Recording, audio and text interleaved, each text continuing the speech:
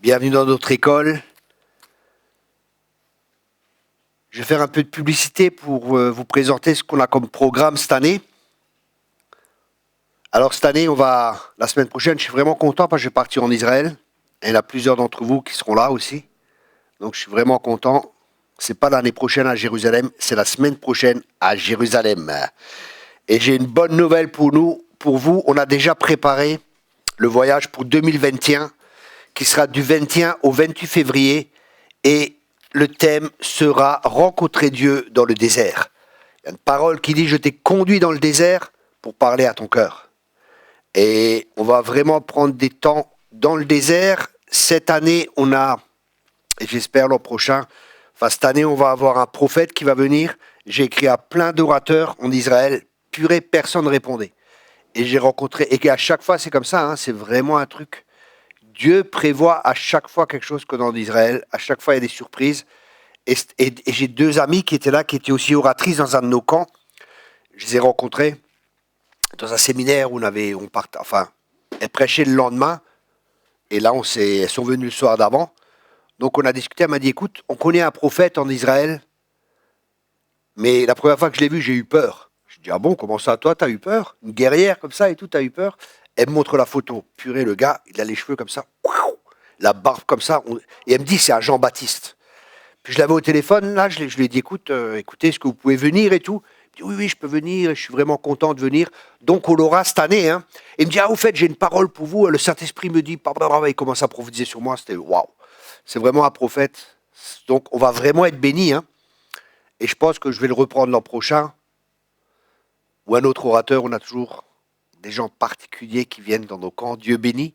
Je me rappelle une fois, je voulais prendre l'ascenseur. Il y avait un pasteur, il y avait des Africains qui étaient là devant l'ascenseur. Et je sentais la présence de Dieu. Je dis, écoutez, est-ce que vous êtes chrétien? Oui, on est chrétien. Ah, et moi, je suis pasteur. Je dis, c'est bien. Je dis, écoutez, ce soir, on a des réunions. Si vous voulez, vous pouvez venir. Et le pasteur, il vient. Puis moi, je me lève pour commencer à prêcher. Et le Saint-Esprit me dit, laisse-lui la place. Je dis, écoutez, pasteur, si vous voulez, je vous laisse la place, vous pouvez prêcher. Waouh, c'était fort. Qui était là? Ah, c'était fort. C'était vraiment fort. Ça, c'est quand on est conduit par l'Esprit, c'est fort. Donc, si vous pouvez venir en Israël, on vous invite vraiment. C'est que des hôtels 4 étoiles. La nourriture est excellente. Je fais vraiment attention à cela. Et comme dit, ça sera on va faire le sud et on va être dans le désert de Judée. On va aller dans des endroits vraiment particuliers. Voilà. Ensuite, on a différents camps. Le premier camp, c'est du 4 au 11 juillet. Et là, on aura comme orateur Wes et Sharon Boxall. C'est un ministère apostolique. Et il est pasteur depuis plus de 25 ans. Il voyage dans différents pays, notamment en Europe. Ils encouragent les leaders, implantent des églises. Et ils ont une forte présence du Père dans leur vie. Le thème sera « Vivre le royaume de Dieu dans nos maisons ». Le Seigneur m'a parlé clairement. Il m'a dit « Fais un séminaire sur la famille ». Parce que la famille, c'est vraiment le fondement de la société. C'est la première institution que Dieu a créée. Et c'est pour ça que c'est vraiment important qu'on mette le focus et l'accent là-dessus. On vous enseignera de manière pratique comment avoir un hôtel chez vous à la maison. Pas un hôtel H-O-T-E-L, un hôtel A-U-T-E-L. Un endroit où vous priez, où la présence de Dieu est manifeste, que la présence de Dieu soit dans vos maisons. Comment libérer les anges dans vos maisons et comment éduquer les enfants. On aura un temps spécial pour les hommes. Ce sera moi qui va le faire. Je vais vous remonter les bretelles. Il y aura un temps spécial pour avec ma femme. Elle vous fera des bisous, mesdames. Donc, tout sera bien. Si vous pouvez venir, venez. Ensuite, on a un autre camp qui aura lieu du 19 juillet au 25 juillet. Et là aussi, on aura Nathaniel Beumier qui fera la louange avec sa femme Isabelle. Et on aura comme orateur un prophète, un juif messianique, Giancarlo, et sa femme Catherine Elia. Giancarlo Elia, il est vraiment excellent. On l'a déjà eu une année au préalable. Il porte vraiment très fortement l'amour du Père sur sa vie. Là aussi, vraiment, c'est un prophète. Il prie pour toute personne. Après chaque réunion, vraiment, il a vraiment le cœur du Père. C'est vraiment, je vous encourage aussi, si vous pouvez venir ici. Et ensuite, j'ai eu beaucoup de demandes et j'ai toujours beaucoup de demandes pour la délivrance, pour la guérison intérieure. Donc, on a décidé, comme l'année passée, de refaire un camp spécial délivrance, spécial guérison intérieure. Et comme vous le savez, la délivrance n'est pas une fin en soi. des fois il y a de la guérison intérieure qui est nécessaire, des fois il y a du renouvellement de l'intelligence qui est nécessaire. Et c'est tous les thèmes que nous allons aborder pendant cette semaine qui sera très intensive. Ça fait plus de 20 ans que je pratique la délivrance. Donc si vous pouvez venir, emmenez vos amis, amenez aussi vos ennemis, ils deviendront vos amis après la délivrance. Tout ira mieux pour eux. Donc, si vous connaissez des personnes, vous pouvez aussi nous écrire, on peut vous envoyer des prospectus, c'est pas un souci. Sinon, allez sur notre site internet où vous allez trouver toutes les informations nécessaires. En tout cas, soyez les bienvenus. On prendra soin de vous. Toutes les personnes sont les bienvenues. Voilà, on va commencer avec le message. Et le message d'aujourd'hui ou de ce matin, c'est les émotions et le succès. Les émotions et le succès. Nous en avions parlé la dernière fois. Nous avions vu que Dieu veut nous faire entrer dans le domaine du tout est possible. Et ça, c'est uniquement possible par la foi. Parce que la foi déplace les impossibilités. Et on a vu que les émotions, à l'inverse, nous imposent des limites et des impossibilités. Ceux qui vivent selon les émotions sont toujours incapables de faire des choses, mais Dieu veut susciter un peuple qui ne vit ni par la foi, et qui ne vit pas par les sentiments, pas par les émotions, mais qui vit par la foi. On a vu différents domaines, on a vu 6 domaines où nos émotions nous limitent. Et nous allons maintenant voir comment Dieu veut que l'on vive en tant que chrétien pour être dans la victoire. Dieu a prévu que tu réussisses dans tout ce que tu entreprends et que tu aies du succès dans tout ce que tu entreprends. Ça ne veut pas dire qu'il n'y a pas d'échec, mais le juste tombe 7 fois, il se relève toujours. Avant d'être nés de nouveau, nous étions habitués à vivre en étant limités par nos émotions. Avant d'être en Christ, nous vivions avec la faiblesse et le manque de réussite qui caractérisent ceux qui ne dépassent pas les limites de leurs sentiments. Et c'est pour ça qu'il est important pour nous de renouveler notre intelligence, parce que sinon, même en étant nés de nouveau, si nous gardons la vieille manière de penser, on agira de la même manière. C'est pour ça que la Bible nous exhorte, que la parole de Dieu nous exhorte à renouveler notre intelligence afin de comprendre quelle est la volonté de Dieu qui est bonne, agréable et parfaite. La volonté de Dieu, elle est bonne, elle est agréable et elle est parfaite. Mais sans renouvellement de l'intelligence, sans changer notre manière de penser, il n'y aura pas de changement. Jésus a tout accompli à la croix, mais c'est à nous de nous emparer du bon pays. Et justement, c'est en renouvelant notre intelligence, en connaissant les promesses et en vivant par la foi. Parce qu'on peut uniquement s'approprier de ce qu'on croit qui nous appartient. Si on ne sait pas que ces choses nous appartiennent, on ne pourra pas s'en emparer. C'est pour ça que ce livre de la loi ne s'éloigne point de ta bouche, médite-le jour et nuit, afin de réussir dans tout ce que tu entreprendras. Dieu veut que tu réussisses dans tout ce que tu entreprends. Mais pour cela, il y a une nécessité, nous avons notre part à faire, et la part que Dieu nous demande de faire, c'est de renouveler notre intelligence afin de comprendre et de connaître sa volonté. Parce que nous pouvons uniquement faire la volonté de Dieu quand on connaît cette dernière. Si on ne connaît pas la volonté de Dieu, on ne pourra pas la faire. Ce qui est logique. Tout le monde est d'accord avec moi?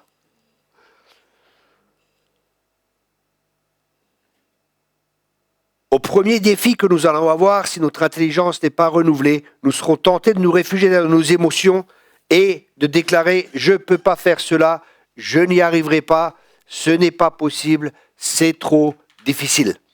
Mais en tant que chrétien, on ne vit plus comme les gens de ce monde, on est des nouvelles créatures. Les choses anciennes sont passées, voici, toutes choses sont devenues nouvelles. On vit différemment que par le passé. Et ça, c'est lié à des décisions aussi que nous avons à prendre et des choix que nous avons à faire. Les choix et les décisions que nous faisons vont impacter et diriger notre vie. La manière à laquelle nous pensons, nos pensées dominent et dirigent notre vie. C'est pour ça que Dieu désire qu'on renouvelle nos pensées, que nous pensions différemment, afin d'être dirigés différemment et de penser différemment. Et c'est pour ça que c'est important qu'il faut qu'on sache qui on est en tant que nouvelle création et ce que ça signifie réellement d'être une nouvelle création. Et comprendre qu'on est une nouvelle création va nous aider, comme dit l'apôtre Paul, à marcher en nouveauté de vie. On ne marche plus comme les gens de ce monde, on marche en nouveauté de vie, c'est-à-dire on est dirigé par l'esprit et on est dirigé par la parole. On n'est pas dirigé par les circonstances, on n'est pas dirigé par nos émotions si elles sont contraires à la parole de Dieu, mais on est dirigé par la parole de Dieu, on est dirigé par l'esprit, parce que tous ceux qui sont fils sont dirigés par l'esprit. Et c'est intéressant parce que ce mot fils, c'est le mot d'un fils qui est arrivé à maturité, c'est-à-dire un fils qui peut hériter. C'est le mot ouios, un fils qui hérite, qui reçoit l'héritage. C'est pas un enfant, hein, c'est un fils. Là, chez les Juifs, arrivé à 30 ans, hein, le père donne l'héritage, il observe son fils, et ce qu'il est maintenant, il est arrivé à 30 ans, et on estime qu'à cet âge-là, il est capable de non seulement de recevoir, mais aussi de gérer l'héritage. Et pour nous, c'est important de comprendre hein, que Dieu travaille par étapes, et que la Bible, elle dit, un héritage acquis trop tôt ne profite pas. Donc Dieu va nous donner des choses hein, selon notre capacité aussi à pouvoir les gérer. Certaines personnes utilisent leurs émotions comme excuse pour ne pas pratiquer la parole de Dieu. Je suis trop blessé pour pardonner. Ou je suis trop triste pour me réjouir. Et là, nous ne pouvons pas vivre ainsi en tant que chrétiens. Dieu nous appelle à être des conquérants. Mais tu ne me comprends pas. Si, je te comprends très bien. Arrête de te lamenter. Arrête de faire le Calimero. Sors de tes émotions. Ne permets pas à tes émotions de diriger ta vie. Le Seigneur nous appelle à devenir des conquérants et à ne plus nous laisser limiter par quoi que ce soit. Avec Dieu, tout est possible. Psaume 18, verset 29. Psaume 18, verset 29. Avec toi, je me précipite sur une troupe en armes. Avec mon Dieu, je franchis une muraille. Dieu nous amène dans un nouveau domaine. Dieu nous amène dans un domaine où tout est possible. Okay? Ça, c'est important pour nous de comprendre. Nous sommes dans un nouveau royaume et nous ne devons plus vivre selon nos limitations. Mais nous devons vivre selon ce que Dieu nous dit de ce qui est capable. Romains 8, verset 37. Romains chapitre 8, verset 37 nous dit « Mais dans toutes ces choses, nous sommes plus que vainqueurs par celui qui nous a aimés. » Dieu veut que tu sois plus que vainqueur. Ou cette parole est vraie, ou elle est fausse. Parce qu'on voit des fois qu'il y a des circonstances qui sont là, ou il y a des choses qui sont là, et on n'est pas plus que vainqueur. Pourquoi ? Pour nous, il est important de comprendre que les promesses de Dieu sont oui et amen. Et qu'on est le peuple des promesses. Maintenant, on est placé devant un choix. Il y a les circonstances dans lesquelles nous sommes, et il y a les promesses de Dieu, qui sont peut-être différentes des circonstances dans lesquelles nous sommes. Alors la question à se poser est, qu'est-ce que je vais faire maintenant ? Est-ce que je fais confiance aux promesses ? Ou est-ce que je fais confiance aux circonstances ? À quoi je regarde ? Je regarde aux circonstances ? Comme Jésus, quand il appelle Pierre, il dit de marcher sur l'eau. Tant qu'il regardait à Jésus, il marchait. Mais une fois qu'il a regardé aux circonstances, il a commencé à couler. Et même encore là, Jésus, il lui a tendu la main et il l'a sorti et il l'a aidé. Pour nous, il est vraiment important de comprendre qu'on est le peuple des promesses et que les promesses, c'est pour nous et elles sont oui et amen. Les promesses sont pour nous et elles sont oui et amen. Et n'importe quelles sont les circonstances, on honore Dieu en vivant par la foi et en restant dans une position de foi. On honore Dieu en vivant par la foi et en restant dans une position de foi. Dieu est honoré parce qu'on lui fait confiance. Là que Dieu va envoyer des anges, les choses vont s'activer, les circonstances vont changer. Et des fois, dans ces circonstances, des gens ils sont en train de se battre. Ils se battent. Et ils se battent pourquoi ? Parce que c'est la peur qui les motive, c'est les doutes qui les motivent, au lieu de rester dans cette paix et dans cette confiance. arrêtez-vous et sachez que je suis Dieu. Vous savez, il y a des principes dans le combat spirituel, et un des principes dans le combat spirituel, c'est vraiment important dans l'Ancien Testament et pour nous dans le Nouveau Testament. David, avant chaque combat, consultait l'Éternel. Ne partez pas à un combat que Dieu ne vous a pas dit de combattre. Il y a des gens qui combattent des combats qu'ils n'ont pas à combattre. Mais ils combattent parce qu'ils sont incertains. Mais restent dans le repos. Arrêtez-vous et sachez que je suis Dieu. Arrêtez-vous et sachez que je suis Dieu. Et des fois, s'arrêter comme ça, et être en face de l'ennemi, et être dans la joie, et être tranquille, être dans le repos de Dieu, être entré dans le repos de Dieu, et rester dans cette position de repos, malgré que toutes les circonstances tout autour sont négatives. Vous savez ce qui va se passer? Le diable qui a voulu vous rendre dépressif, il sera lui dépressif. En fin de compte, j'aimerais pas être le diable. J'aimerais pas être le diable. Vraiment pas. Déjà, il va en enfer. Mais en même temps, tout ce qu'il fait, Dieu l'utilise contre lui. Ça veut dire que tout ce qu'il fait contre nous, si on agit de la bonne manière, ça va se retourner contre lui. Qu'est-ce que ça signifie concrètement? Il est dépressif. Le diable est dépressif à force. Il veut nous rendre nous dépressifs, mais c'est lui qui est dépressif. Et je vous donne un principe de cela. Quand il y a David qui combat contre Goliath, qu'est-ce qui se passe? David proclame, je vais te vaincre et je vais te couper la tête. Il a coupé la tête à Goliath avec quoi? Avec l'épée à Goliath. Ça veut dire que l'arme que l'ennemi utilisait contre David s'est retournée contre lui. Quand on a la bonne attitude et qu'on reste dans la bonne attitude, et ça c'est vraiment un processus à apprendre, notre but c'est de demeurer en lui. Ça c'est notre combat. Notre combat c'est de demeurer en Christ et Christ demeure en nous. Ça c'est notre vrai combat. Souvent on est là, on s'excite, on essaie de faire nous-mêmes. La peur vient, on s'énerve, on essaie de réagir, on essaie de régler nous-mêmes les situations. Au lieu d'apprendre à rester dans le repos de Dieu et de faire confiance. Imaginez-vous, vous êtes dans le calme et dans la confiance, c'est là que sera votre force. C'est dans le calme et la confiance que sera votre force. Et ça, c'est uniquement possible quand on est en Christ et quand on demeure en Christ.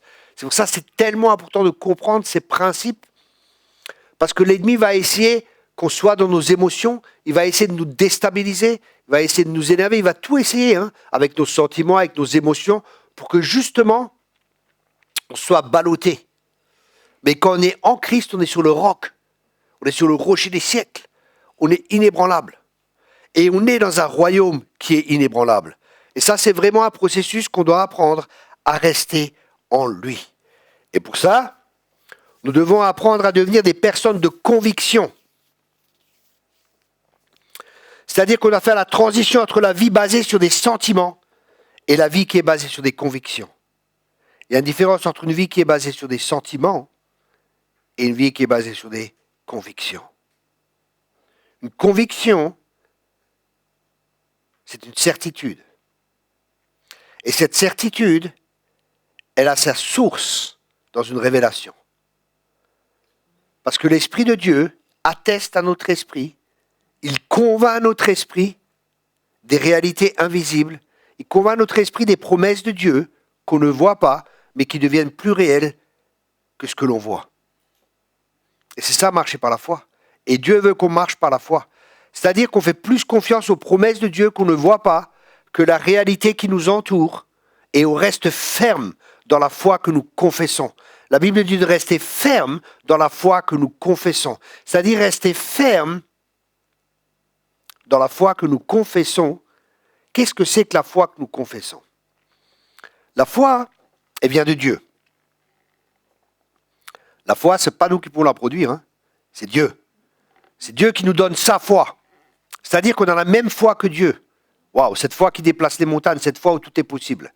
Dieu nous communique à travers sa parole la foi. Parce que la foi vient de ce que l'on entend, et ce que l'on entend vient de la parole de Dieu. Donc Dieu nous parle, ça nous communique la foi, et qu'est-ce qu'on fait maintenant? On confesse.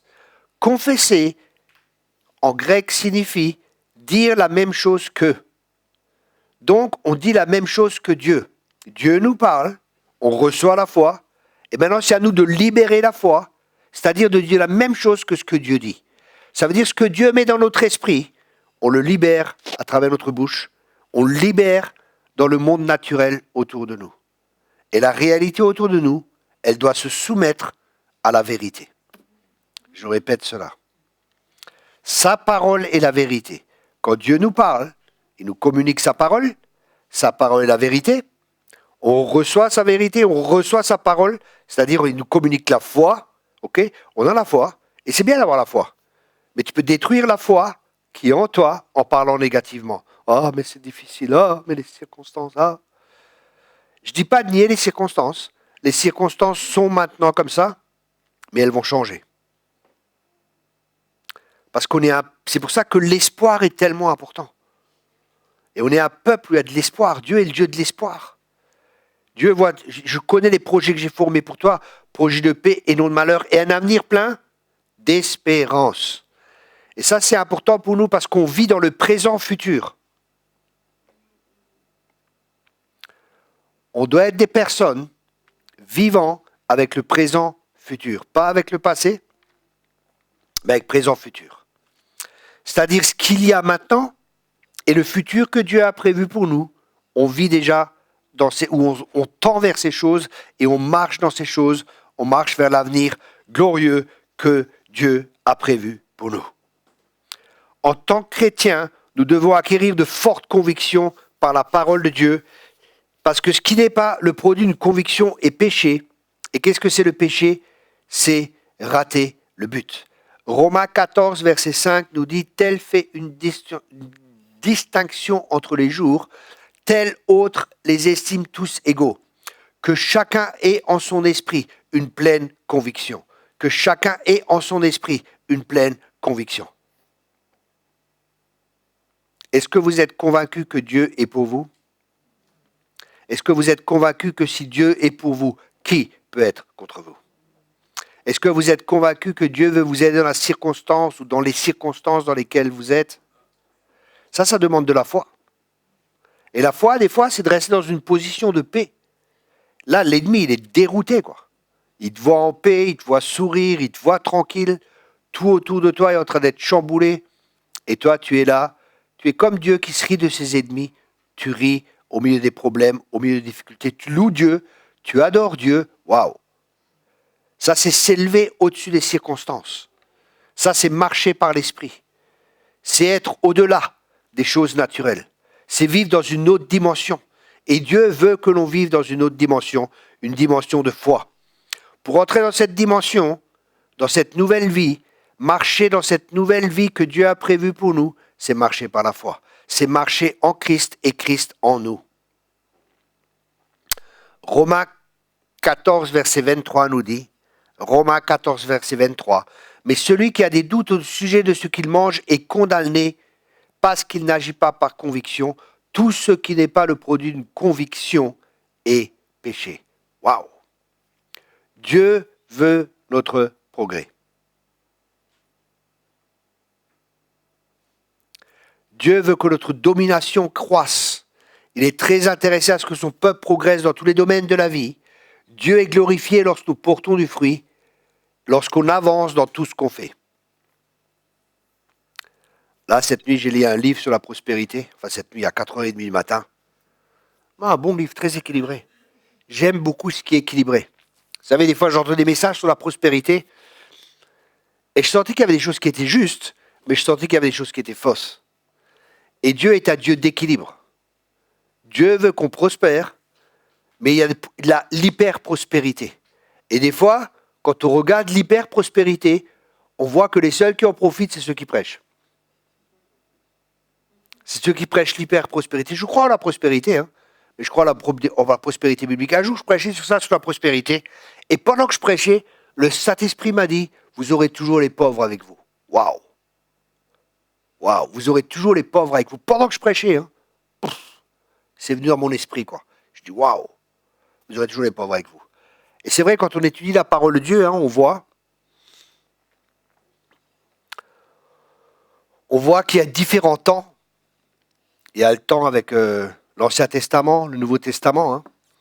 Et le problème des fois avec ceux qui prêchent des fois la prospérité, ils prennent des fois des promesses qui sont faites à Israël et ils les prennent pour nous en tant que chrétiens alors qu'elles ne sont pas pour nous, quoi. Mais ils disent oui, on est dans une meilleure alliance, c'est vrai, on est dans une meilleure alliance, mais cette alliance, elle n'est pas forcément focalisée sur la prospérité comme nous, on se l'imagine. Dieu veut que tu prospères, Dieu veut que tu aies assez dans tout ce que tu entreprends, Dieu veut que tu aies tout ce dont tu as besoin en abondance pour l'appel qu'il t'a donné, pour ce que tu as à faire sur cette terre. Ça, c'est la volonté de Dieu. Ok ? Mais après, la prospérité doit toujours avoir un but. Et il faut être équilibré.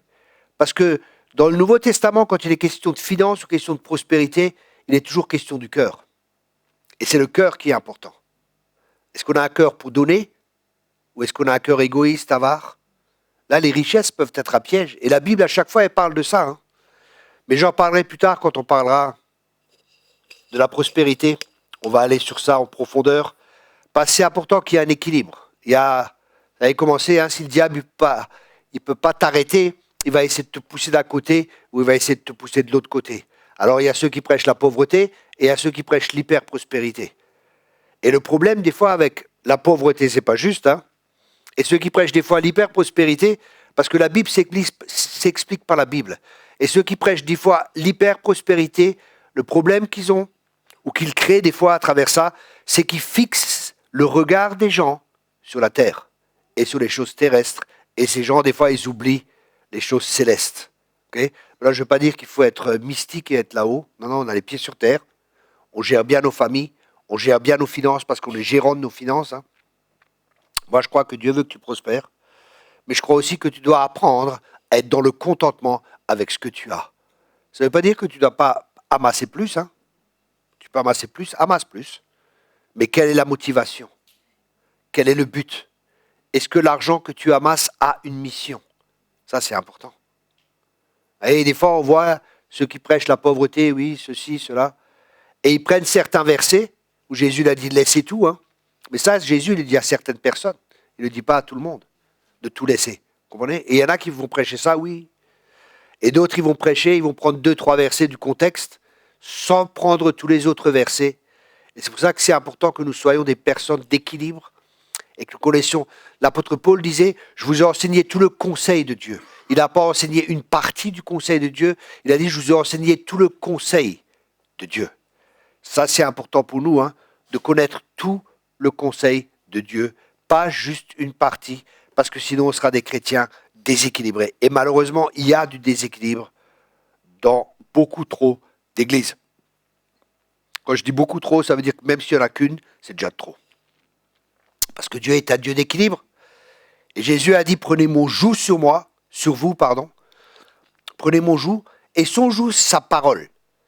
Et le mot joug, c'est le mot soukos. Et ça signifie aussi équilibre.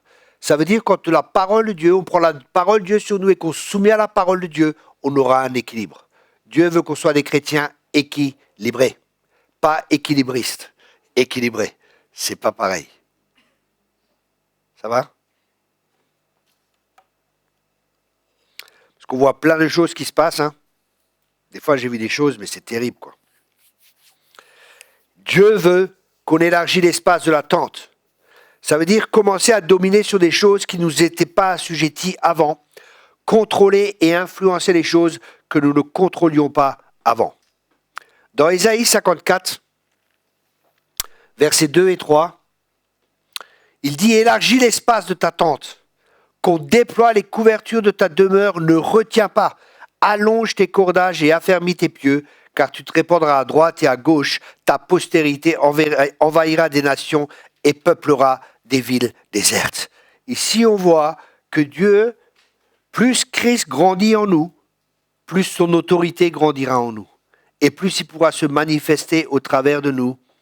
C'est pour ça que dans le combat spirituel, les fruits de l'esprit sont plus puissants que les dons de l'esprit. Je m'explique.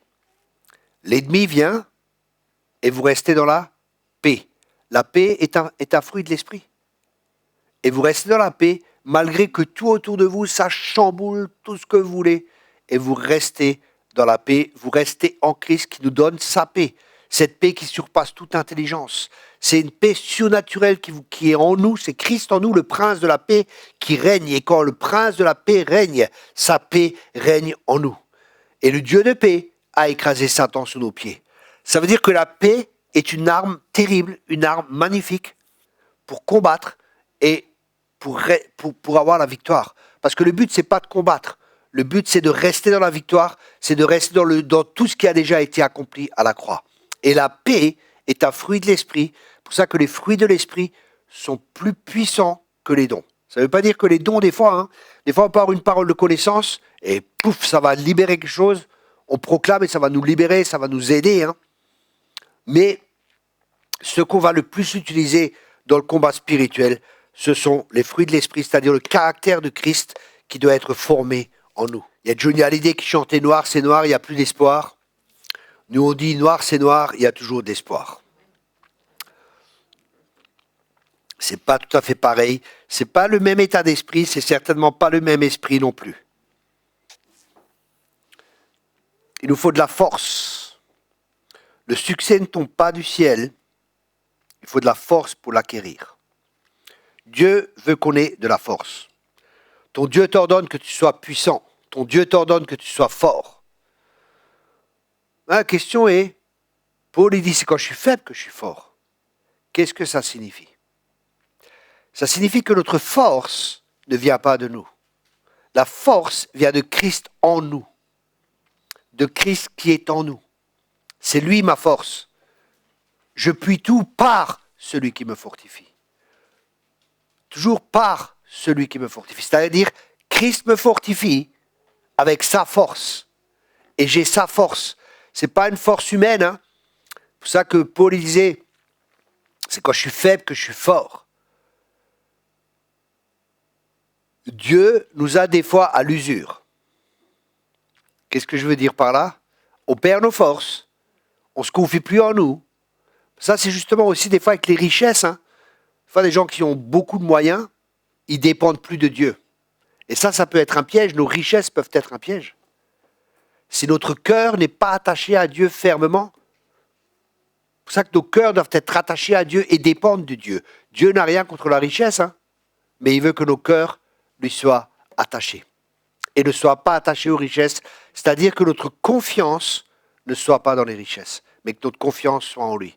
La Bible parle même d'une idole, de l'idolâtrie, de la cupidité. Il dit que c'est une idolâtrie. Mais ça, on verra quand on parlera des finances. Proverbe 11, verset 16 nous dit, Proverbe 11, verset 16,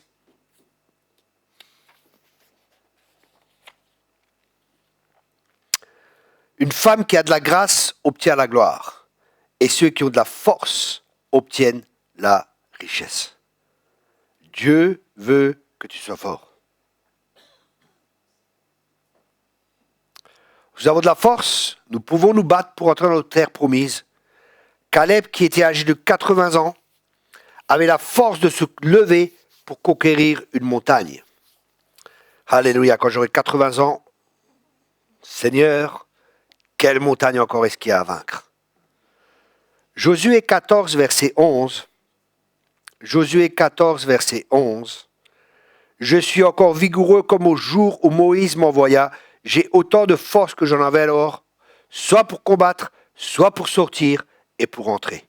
Donne-moi donc cette montagne dont l'Éternel a parlé dans ces temps-là, car tu as appris alors qu'il s'y trouve des Anakim et qu'il y a des villes grandes et fortifiées.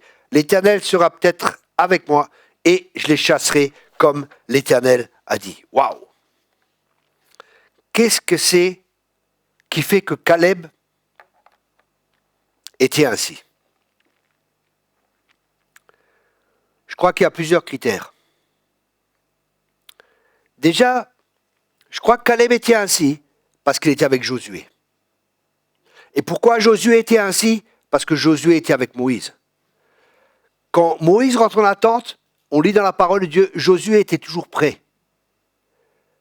Choisis des personnes de foi. Entoure-toi de personnes qui sont remplies du Saint-Esprit. Remplis-toi de personnes qui sont positives. Entoure-toi de personnes qui voient les choses, qui ont la perspective de Dieu, qui ont le paradigme que Dieu a.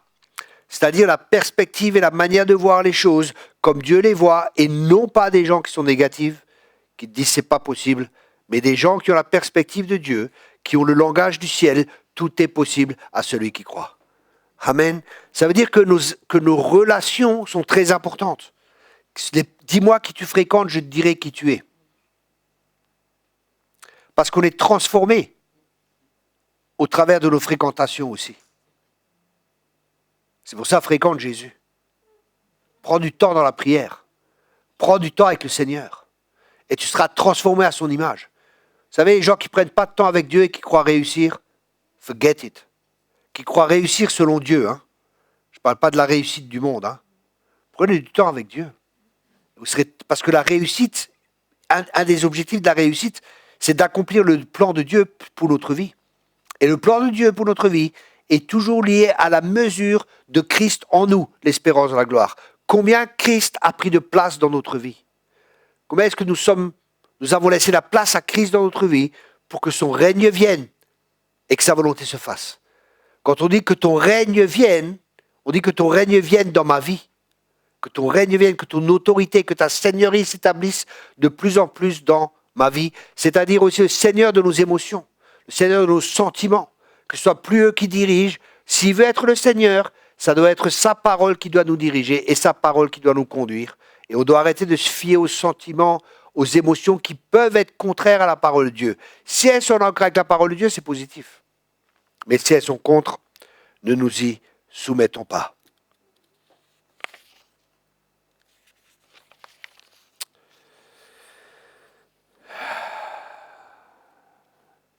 Et les gens, des fois, la force ici, on voit, 90 ans. 90 ans. Il n'est pas question d'une force naturelle. Mais c'est un état d'esprit. L'état de notre esprit est important. Hein. Comment es-tu dans ton esprit? Vous voyez, il y a des gens, à l'époque, pendant la guerre, je crois que c'était au Japon, hein, quand ils prenaient les prisonniers, ils discutaient avec eux avant. Quand ils attrapaient des prisonniers, ils discutaient avec eux avant. Et ils avaient différents camps.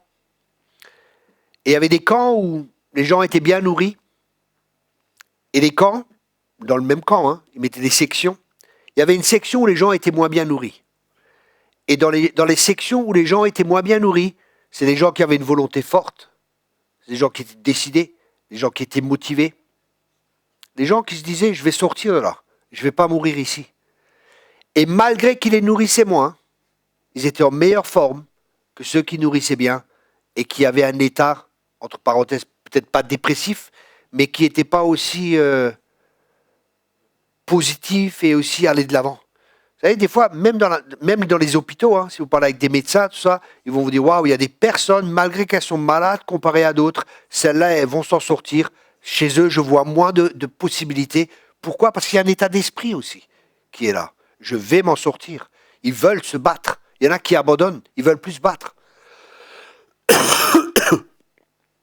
Et je crois que pour nous, en tant que chrétiens, hein, Job 7, verset 1, c'est un jour un verset que Dieu m'a donné. Il est marqué dans ce verset, le rôle de l'homme sur cette terre, c'est d'être un mercenaire. Job 7, verset 1. Le rôle de l'homme sur cette terre, c'est d'être un mercenaire. C'est-à-dire qu'on est sur cette terre pour combattre. Si tu crois que tu n'auras pas de combat, forget it. Tu auras des combats. Et nous aurons des combats. Mais dans toutes ces choses, nous sommes plus que vainqueurs. Amen. Et la vie chrétienne, il y a un proverbe qui dit que, je crois que c'est, ou un chant, je crois que c'est un chant scandinave qui dit, Jésus n'a pas promis que le ciel sera toujours bleu et que sur ton chemin, il y aura toujours des fleurs. Jésus n'a pas promis ça, mais il t'a promis la victoire. Si tu te bats. Alors bats-toi, sois un homme, sois une femme de Dieu, sois un fils et une fille de Dieu, lève-toi et prends possession du bon pays que l'Éternel, ton Dieu, t'a donné. Amen. Alléluia.